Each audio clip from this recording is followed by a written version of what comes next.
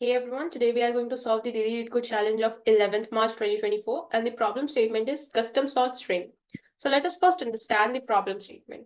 So according to the problem statement, we have been given two strings, order and s, such that this order contains only unique characters. Okay, it means that it won't have any repeated or duplicate characters. Additionally, this order is sorted in a certain manner. Now, what do I mean by a certain manner? So, say for example, if we are given a string and let's say it's CAB, okay. And what we want to do is we want to sort this in ascending order. Then what we will do? We will get ABC, correct? And if we want to sort it in descending order, then what we will get? We will get CBA, correct? Similarly, this particular string order is sorted in a certain order. Like here we were sorting it in ascending order or descending order. So they have sorted it in a certain order. And what is this certain order? The certain order is custom. That is, we don't know this certain order. They have used some sort of order to sort this. And according to this order, C should come before B as well as before A. Additionally, B should come before A. Okay. So this is a custom order which they have used to sort this order string. And what we have to do is we have to sort this string S by following this custom order. Okay. And what do I mean by that? So let's see here, as you can see that C is present before B and A, right? So in our S, C should be present before A and B, correct? So we will have two C's, okay? After C, we'll see that what we have B, that is B should be present before A. So do we have a B? We have a B, so B should be present over here. And lastly, what we have a A. So this A should be present over here. So you can see that we are having C. After C, we are having B. And after B, we are having A. So we are following this order. But now you will ask that what about this D? So this D is not present in our order. So we don't actually know that whether this D should be present before C or it should be present after C, or this D should be present before B or after B, or it should be present before A or after A. So since we do not have any more information about this D, so we can place it at the end, or we can also place it at the beginning, that is before C, or we can also place it somewhere in the middle, that is after C, but before B. Or what we can do is we can place it in between B and A. So any of these possibility is correct. Okay. Because we don't have the information about this D. So we are not sure that where it should be exactly, right? So we can place it anywhere. Like here we placed it at the end. Here we placed it at the beginning. Here we placed it in between C and B. Here we placed it in between B and A. Okay. Now let's see how are we going to solve this problem. So what we can do is we can iterate over this order. Like currently I'm present at this C. So I'll check, is this C present in our S? So we can see that yes, C is present in our S. So it is present 2 times in our S. So what we will do, say for example, this is our answer. So what we will do, we will add this C 2 times to our answer. So we will get CC. Then we'll move to the next element, which is B. Then we'll check, is B present in S? So you can see that B is present in S. So what we will do, we will add this B to our answer. So we'll move to the next element. We are present at A. So we'll see that is A present in S. So we can see that A is present in S. So we will add A to answer once. Now again, we'll move forward. Now you will see that we have completely exhausted the order, right? That is, we don't have any more characters left to process in this order string. So now what we will do is we will check that we have used this A in our answer. Yeah, we have used this B in our answer. Yes, we have used this C in our answer. Yes, we have also used this C in our answer. So which character of S is left? It's D, right? So what we can do, we can place it at the end. So we will get D. So is this a correct answer? So you can see that yes, this is one of the possible answer and this is the correct answer. Okay. So you might have noticed that what we are doing, for each of the characters, we are searching it in S, right? Additionally, how many times do we have to add a character to our answer? We have to add it the number of times it's occurring in S. So it means that we also have to keep track of the frequency of the characters present in S, correct? Because here, how are we going to know that C is occurring twice if we are not going to store its frequency? So somewhere we need to also keep a track of their frequency. So it might click in your mind that we will be going to use a hash map in this problem. So what we will do is, we will use a hash map, and firstly we will iterate over this string S to populate our hash map. So what would be our first step? First step would be populate hash map using string S, right? We would be using this S string. Now what are we going to store in our hash map? We are going to store the character, and corresponding to it would be the frequency, right? Corresponding to it would be the frequency of that character. Okay, so let's do this first step. So we will start iterating on the string S. So currently we would be present at A. So we will add this A to our hash map, and its corresponding frequency would be 1. Then we'll move to the next element. So we are at B. So we will be adding this B to our hash map, and its corresponding frequency would be 1. Then we'll move to the next element. We'll add this C and its corresponding frequency as 1. Then again we'll move to the next element. We are at D. So we will add D and its corresponding frequency at 1. And then we'll move to the next element. We have got a C. So since we already have a C, so what we'll do, we will increment its frequency, so it will become 2. Now again we'll move forward. So you can see that we don't have any more characters left in S. So it means that we have successfully populated this hash map. Now what are we going to do after that? So we are done with the step 1. Now in step 2, what we have to do is, we will be iterating over this order. Okay. And what we will check is that, is this particular character present in S, right? And similarly, we'll check that, is this character present in S, right? So by S, what do I mean? By S, we mean that in hash map, because all the characters of S, we have stored it in the hash map. So what we will do, we will iterate over order. So order is this string, okay? So we will iterate over order to check if that character is present in hash map or not, right? Is present in hash map. Now, if it is present in hash map, okay, if it is present, then in that case, what we are going to do? Let's see that if we are at this C and we are checking that, is this C present in our hash map? So C is present in our hash map. So what were we doing? We were adding this C to our answer 2 times, right? You can see that we added this C to our answer 2 times. So if an element or a character is present in this hash map, then what are we going to do? Then add it to answer.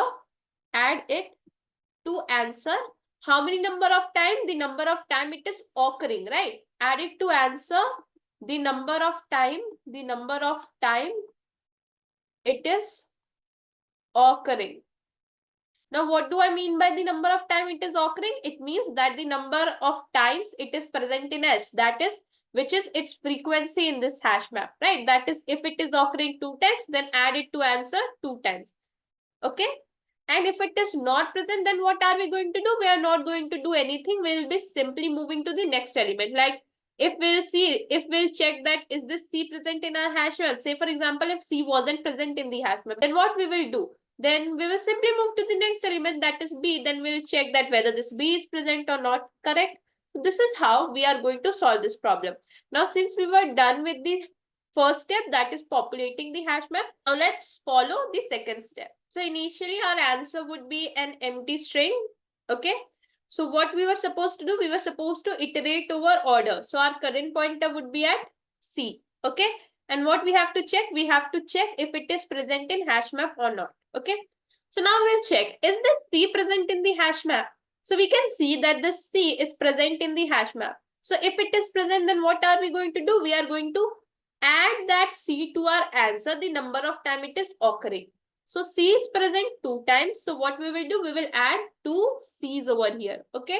Then we will move to the next element, that is B. Now we'll check, is this B present in the hash map? So you can see that B is present in the hash map. And how many times it's occurring? It's occurring only 1 time. So we will be adding only 1 B to our answer. Now what we will do?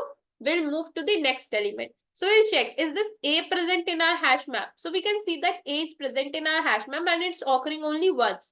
So we will be adding only one A to our answer. Now we'll move forward. So we have completely processed all the elements of order. So it means that we are done with the second step as well. But is this our answer? The answer to it is no. Why? Because we haven't added this D which is present in S to our answer, right? So we are yet to add this D. So what we will be doing is, the moment we will add a character to our answer, we will set its frequency to 0. That is, the moment we added these two C's to our answer, what we will do, we will turn its frequency to 0. Similarly, the moment we will add this B to our answer, we will turn its frequency to 0. And the moment we will add this A to our answer, we will turn its frequency to 0. So what we'll do, add it to our answer, the number of time it is occurring, and turn its frequency to 0. Why are we doing this? Because we want to process this D. And how we will process this D? We will be following this third step. So I have written the two steps over here. Let me write the third step over here. So what we will do in the third step, we will iterate over the hash map. So what we will do, we will iterate over hash map and add the character, the number of time it's occurring, right? The number of time it's occurring. So here what we'll do, we'll come to this A, we'll see that its frequency is 0, so we won't add it to our answer. We'll move to the next element. We'll see that we are having B with a frequency of 0, so we won't add it to our answer. We'll move to the next element. So you'll see that we have got a C with a frequency of 0, so we won't add it to our answer. We'll move to the next element. So now we are present at D and its frequency is 1. So what we will do? We will add that character to the answer, the number of time it's occurring. So D is occurring 1. So what we'll do? We will add D to our answer. Now we'll move to the next element. So you can see that we don't have any more elements left in the hash map. So what does it mean? It means that this is the answer. And is this correct? Yeah, it's correct. We can see that this is one of the possible answer. So this is how we are going to solve this problem. That is, first we are going to populate the hash map using the characters of S. So we will be storing all the characters of S and its corresponding frequency. After that, what we'll do, we will iterate over this order and we'll check if that particular character is present in S or not. By S, what I mean? By S, I mean that is it present in the hash map or not. If it is present in our hash map, then what we will do, we will add it to our answer, the number of time it's occurring. That is, like here we added C 2 times, and after that what we will do, we will turn its frequency to 0. Okay, because we have already added it to our answer, that is, we have used it, so we'll turn its frequency to 0. And after doing that, what we will do, once we are done with iterating over order and adding those characters to our answer, what we will do in the third step, we will iterate over the hash map and we'll check that if a character has a frequency which isn't 0, then what we will do, we will add that character to our answer, the number of time it's occurring. Correct? So now let's quickly code this. So we will start on by creating an unordered map of character comma int type. Let's call it as memo. What we will be storing is the element and its corresponding frequency. Okay. Now let's take string answer. Initially it would be empty. And after that, what we'll do, we have to populate this hash map, right? What we were doing in the first step, populate hash map using string S. So for auto current is to S, what we will do, we will say memo of current plus plus. So what we are doing over here, we are storing the frequency of each of the character of S in the hash map. Okay. Now after this step, what we were supposed to do, we were supposed to iterate, right? We were supposed to iterate over this order to check whether this element is present in the hash map or not. So what we will do, for auto current is to order. That is, we are iterating over this order, and what we will check? We will check that if that character is present in hash map or not. If it is present in hash map, then what we will do? We will add it to the answer, the number of time it's occurring, right? The number of time it's occurring. So what we will do? Let's take the frequency of this character. So what would be the frequency of this character? It would be memo of current. And what we will do, while this frequency is greater than 0, we will be adding it to our answer. That is answer plus equals to current, right?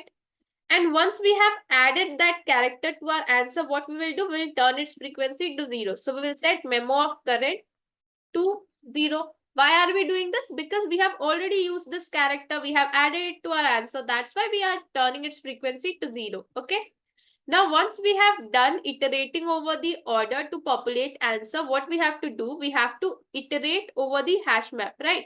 We have to iterate over the hash map and we have to check that if there is any character that has a frequency which is not 0, then we will add it to answer, right? So what we will do over here, we are going to iterate over the hash map. So let's say for auto, current is to memo. What we are going to do, we are going to find out the frequency of current, and what would be its frequency? The frequency would be current dot second, right? Now after that, what we'll do, while this frequency is greater than 0, what we are going to do, we are going to add it to our answer. That is, we are going to add current dot first. And after that, let's set its frequency as well. Let's set its frequency to 0 as well, right? So we will set its frequency to 0. And finally, what we'll do, we will return answer. Here it would be minus minus. Now let's run this. It's giving us the correct answer. Let's submit it.